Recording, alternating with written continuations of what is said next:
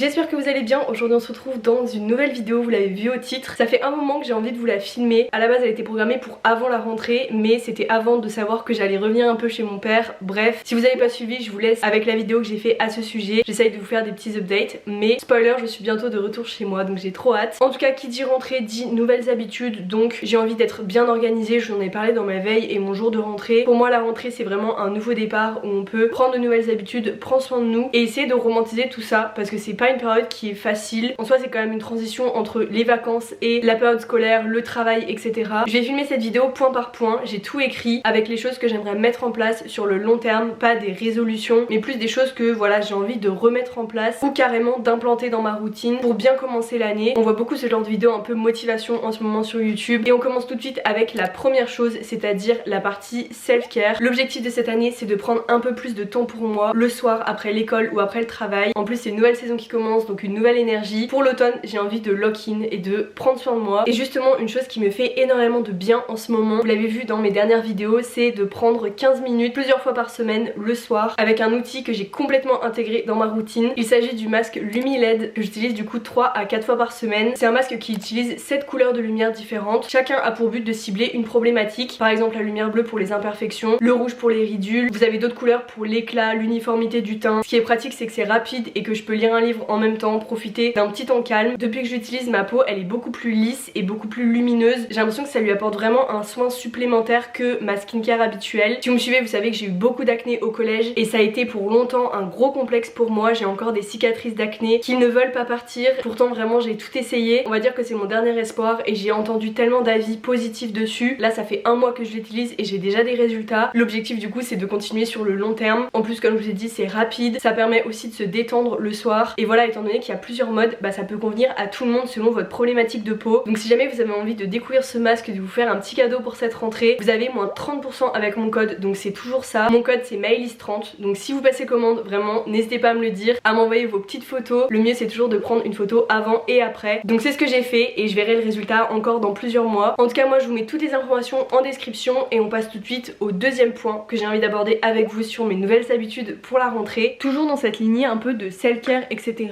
Je vous en ai parlé dans ma vidéo veille et jour de rentrée quand on a mis mes objectifs principaux en place avec mon vision board etc. J'ai vraiment envie qu'il y ait une transition le soir entre l'école ou le travail et ma soirée. Avant j'en ressentais pas trop le besoin parce que j'étais toujours plus ou moins connectée à mon téléphone. Si j'avais des notifications, aller dans le YouTube Studio, regarder mes mails, enfin bref ça s'arrêtait jamais. Même au niveau WhatsApp, genre tout mon travail d'alternance est sur WhatsApp quasiment pour discuter avec les prospects dans les groupes etc. Et en vrai ça s'arrête jamais parce que le téléphone bah il est toujours là. Je pense que c'est encore plus marqué vu que je travaille de chez moi. C'est pas comme si le trajet entre le bureau et chez moi ça marquait véritablement la coupure. Donc une habitude que j'ai envie de mettre en place c'est d'aller prendre l'air entre le moment où je quitte le travail ou l'école et que j'ai envie de commencer ma soirée. C'est vrai que je suis très casanière et il faut vraiment que je sorte plus de chez moi, même si c'est pour aller faire un tour de quartier. Je pense que ça peut vraiment me faire du bien. Donc voilà, on est début septembre, c'est le moment de prendre des bonnes résolutions et c'est quelque chose que j'ai vraiment envie de mettre dans ma routine. C'est pas compliqué du tout, on s'entend et je sais que sur ma santé mentale ça va faire la différence. Le prochain point c'est autour de la food. J'avoue que j'ai testé le truc de meal prep qu'on voit partout, c'est-à-dire de cuisiner un maximum de repas le dimanche et d'avoir juste à réchauffer au fur et à mesure de la semaine. Donc vous faites des repas en fait en double. J'ai longtemps fait ça quand j'avais un job en présentiel. À chaque fois je cuisinais plein de portions. Ça fait plus ou moins un an que j'ai arrêté de faire ça. J'avoue que maintenant j'ai un peu du mal à faire tout ce qui est meal prep parce que je m'enfermais grave dans le truc de je vais garder les mêmes recettes parce que je suis à l'aise avec ça. Du coup je mangeais tout le temps la même chose et c'était jamais diversifié. Même si là je vais pas dire que j'ai une alimentation hyper diversifiée, mais au moins je peux varier quand même plus ou moins les choses, vous voyez. Moi ce que je fais tout le temps pour trouver mes recettes c'est que je vais sur Pinterest et juste je vois ce qui me donne envie. Et du coup c'est une des habitudes que j'aimerais bien mettre en place, c'est varier continuellement mes recettes pour éviter de m'enfermer dans le truc. Ce soir est-ce que je mange des pâtes ou du riz, parce qu'il y a plein de recettes que je peux faire qui sont saines, qui sont rapides et qui sont abordables. Je sais pas trop si ça fait sens mais en tout cas j'aimerais continuer de diversifier mes repas, faire attention aux nutriments juste pour apporter les bonnes choses à mon corps, par exemple en fonction de si je fais du sport, de si je suis dans mon cycle menstruel. Une chose que j'ai vraiment envie de mettre en place c'est de faire attention à mes finances cette année. Il y a vraiment de gros projets qui arrivent au niveau de la maison, donc quand je dis cette année c'est fin 2025 mais aussi toute l'année 2026. Pour ceux du coup qui le savent pas mais en vrai ça m'étonnerait, je suis propriétaire d'une maison dans le sud avec mon copain. C'est fou de dire ça d'ailleurs. Depuis cet été, donc là ça fait 2 mois officiellement qu'on est propriétaire depuis l'acte de vente chez le notaire. Je vous laisse aller voir d'ailleurs tous les vlogs de juillet si jamais c'est quelque chose qui peut vous intéresser. On a fait des travaux dedans etc. Je sais que l'argent ça reste tabou en France, mais c'est vrai qu'avec cette série j'avais quand même envie de vous emmener dans les travaux qu'on a fait pour se sentir bien, sachant qu'il y a encore beaucoup de choses à à faire. On a acheté la maison à un très bon prix entre guillemets parce qu'il y avait des choses à refaire pour mettre à notre goût, mais la maison avait absolument tous nos critères et on a grave vu le potentiel en fait dedans. Donc pour ceux qui ne savent pas, il y a des cuves, c'est-à-dire un grand garage rempli de petits compartiments, donc de petites pièces que vous pouvez aménager comme vous voulez. La taille du garage est équivalente à la surface habitable au-dessus. Donc en tout on a 120 mètres carrés d'espace, sachant que la partie habitable, donc on a refait l'entièreté de la cuisine, on a aménagé un peu la terrasse, les deux chambres et le salon, il y avait rien à refaire. Par contre il y a la salle de bain, donc ça va être un gros chantier pour 2026. Je vous avoue qu'à la base on devait faire, on a fait un devis etc avec un artisan pour vous faire l'update sur ça. C'est hyper cher, voilà, vraiment, surtout que il faut avoir confiance en l'artisan, donc ça se fait pas comme ça en claquant des doigts, il y a des délais et il faut sortir quand même beaucoup d'argent. Donc pour le moment la salle de bain dans l'état elle est fonctionnelle, c'est juste que faut tout remettre à niveau, le sol il faut faire un réagréage, en fait il faut tout casser dans cette pièce. Donc elle fait 4 mètres carrés la pièce mais il faut quand même tout casser. On a fait un plan pour se visualiser etc. Bref, donc ça c'est un peu en stand-by pour le moment, on sait pas trop ce qu'on va faire mais on sait qu'on a ça à faire et du coup on a le projet d'aménager l'entièreté du garage, donc les différentes pièces dont je vous parlais. Ça c'est un projet hyper excitant, pareil on aimerait trop que ce soit fait courant 2026, mais pour ça il va falloir sortir pas mal d'argent quand même. Quand je dis pas mal d'argent c'est juste parce que j'ai un salaire d'alternante et que forcément t'enlèves toutes les dépenses tous les mois. Tu te rends bien compte que si tu dois faire des travaux, bah tu dois faire des concessions pour pouvoir mettre de côté. Et bref, j'ai beaucoup parlé de la maison mais c'est vrai que je sais pas si c'est un sujet qui intéresse tout le monde, tout ce qui est travaux etc.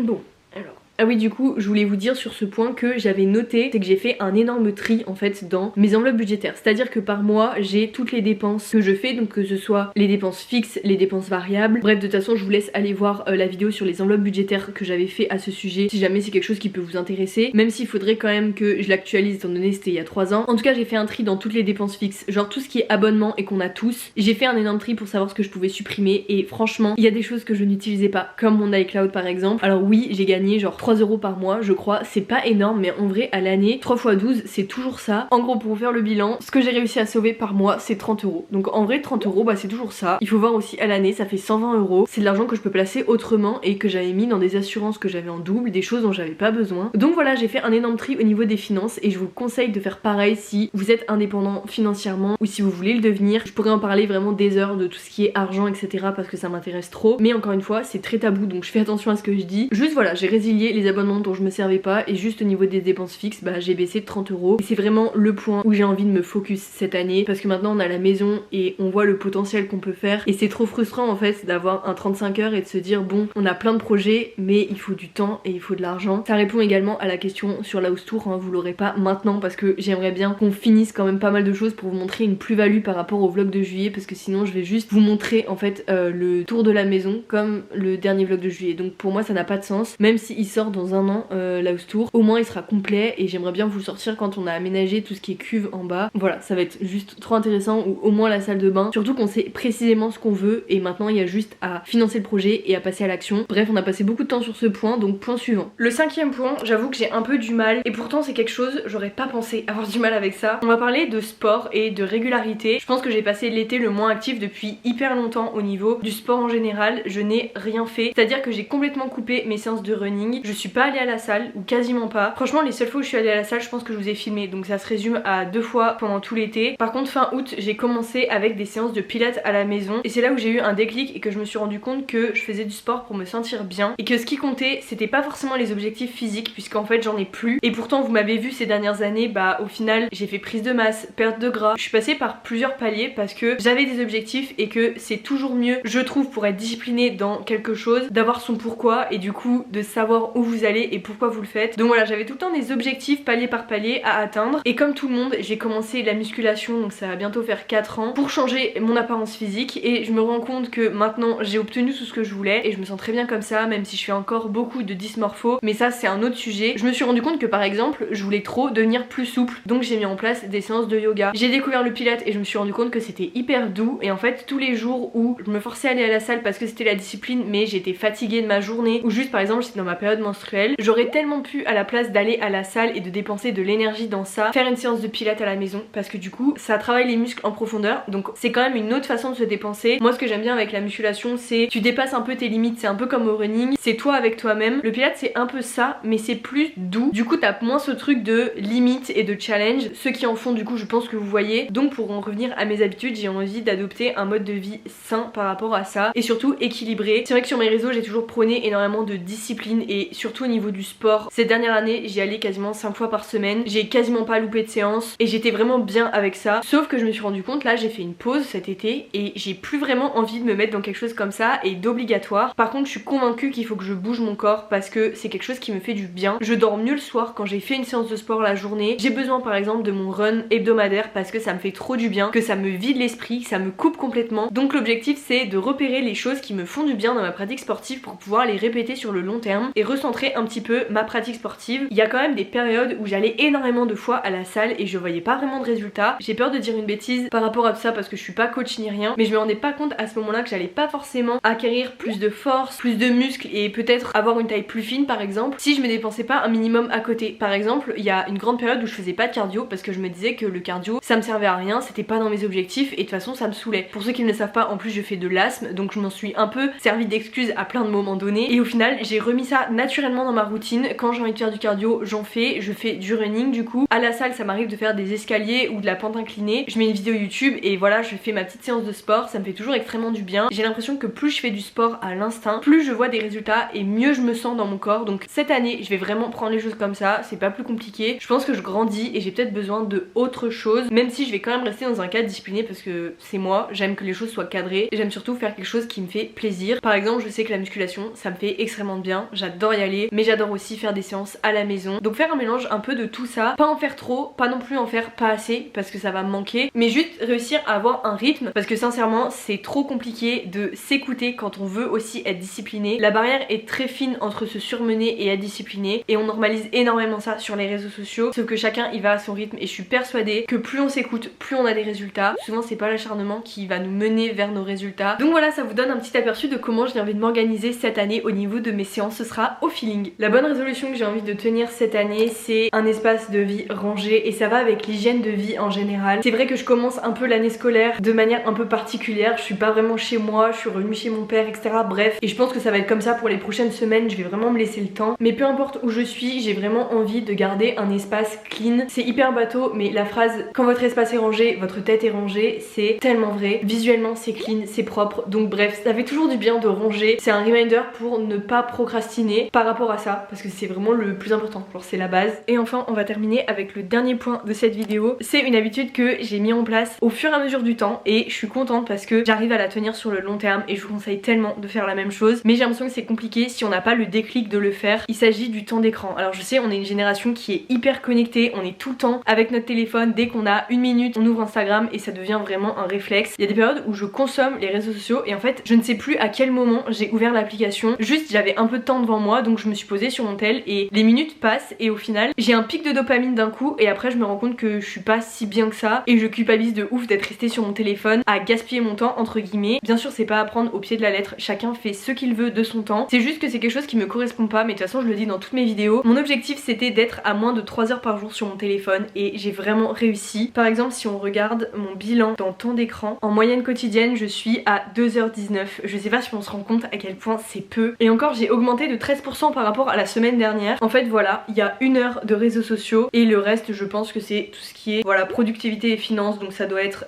mes notes, WhatsApp, messages, calculettes, enfin des choses comme ça. Un exemple tout bête, je le fais depuis plusieurs mois maintenant et j'ai vu une énorme différence sur mon sommeil et sur ma motivation le matin. Tous les soirs j'essaye de couper mon téléphone environ une demi-heure voire 1 heure avant d'aller dormir. J'avoue que c'est un peu compliqué à mettre en place au début mais en fait je le mets en mode avion le plus tôt que je peux en fait. Pendant cette heure là soit je fais du rangement, soit je lis un livre ou soit je suis devant ma série, mais au moins je ne consomme pas des réseaux sociaux. Et le matin ma révolution c'est de rester en mode avion jusqu'à ce que je prenne le travail, donc jusqu'à 9h. Je me lève aux environs de 7h30 et en fait pendant un peu plus d'1 heure je n'ai pas mon téléphone, c'est à dire que je me concentre sur moi dès le matin, sur être dans ma morning routine mais un peu slow et je le fais tous les matins et juste c'est incroyable parce que quand j'ai mon téléphone j'ai l'impression que c'est une vraie récompense et moi qui étais addict avant à mon téléphone c'est incroyable. Donc l'objectif c'est de continuer ça sur le long terme parce qu'il y a des semaines où c'est pas du tout le cas. Par exemple au mois de juillet août j'étais énormément sur mon téléphone. Par exemple quand je vous ai fait la vidéo lecture sur je remplace mon temps d'écran par mon temps de lecture, il y a des journées qui sont à 10 heures de temps d'écran parce que c'était mes vacances et que du coup bah je suis retombée dans tout ce qui est scroller pour rien parce que j'avais du temps et que j'ai du mal avec l'ennui, mais ça c'est un autre débat. J'ai aussi réalisé un autre truc, mettre plus de lecture dans mon quotidien a augmenté ma concentration. Et en fait Mélanie elle m'a dit mais c'est logique parce que quand on est sur les réseaux sociaux ou du moins sur notre téléphone on a un pic de dopamine d'un coup et donc tout ce qu'on va faire après nous semble inintéressant parce que ça va pas nous procurer autant de dopamine. Depuis que j'ai découvert ça, je prends pas mon téléphone téléphone n'importe quand dans la journée et du coup j'ai des vrais moments où je suis focus, que ce soit sur mes devoirs, que ce soit sur mon travail, et mon cerveau il fait grave la différence entre les moments de travail, les moments où je peux chill genre sur mon téléphone ou du coup pour lire, et c'est génial au niveau de la dopamine. Une fois qu'on a compris ça, ça change la vie, ça change la productivité, et pourtant je suis pas parfaite, il y a des jours par exemple le week-end où je suis énormément sur mon téléphone et en fait ça me procure rien de positif dans la mesure où le soir bah je vais pas être au top de ma forme, et je pense que c'est parce que j'ai eu un pic de dopamine ou alors je me suis rendu compte que ça ne m'apportait rien de scroller énormément. Encore une fois on est une génération où on consomme énormément la vie des autres à travers les réseaux sociaux. Il y a qu'à voir sur TikTok et Instagram, tout est pensé pour avoir toujours plus de contenu. J'ai l'impression d'être une boomeuse quand je dis ça, mais bref. Sur YouTube je trouve encore c'est différent dans le sens où vous cliquez pour voir un contenu, donc vous choisissez ce que vous allez regarder, même si en soi c'est tout aussi addictif parce que c'est le même système d'algorithme. Ça joue énormément sur notre santé mentale de consommer les réseaux, et c'est un peu paradoxal parce que je suis en train de faire une vidéo YouTube pour poster sur YouTube. En fait comprenez que ça a tout changé pour moi de délimiter un peu les temps de ma journée où je pouvais scroller, et j'ai même pas été en sevrage ni rien, c'est juste que ça ne me manque pas parce que ça ne m'apporte rien. Et pourtant je suis pas du tout anti-réseau ni rien, la preuve je crée du contenu, c'est juste que je me rends compte que à trop haute dose il ne sert plus à rien. J'avoue que pour cette vidéo je voulais faire une face cam mais je me suis dit que ça allait peut-être être un peu long, même si j'ai essayé de varier les plans, mais j'ai quand même beaucoup parlé. Je vais certainement couper plein de choses au montage parce que je veux garder le plus intéressant. En réalité cette vidéo c'est juste des habitudes très positives que j'ai envie de mettre dans ma vie, des choses qui me font du bien, être moins exigeante avec moi-même et commencer cette rentrée du bon pied. C'est que des habitudes que j'ai mis en place depuis début septembre, donc vous n'hésitez pas à me dire quelles habitudes vous avez mis en place, s'il y en a pour cette rentrée, au niveau de votre routine, de votre manière de fonctionner, etc.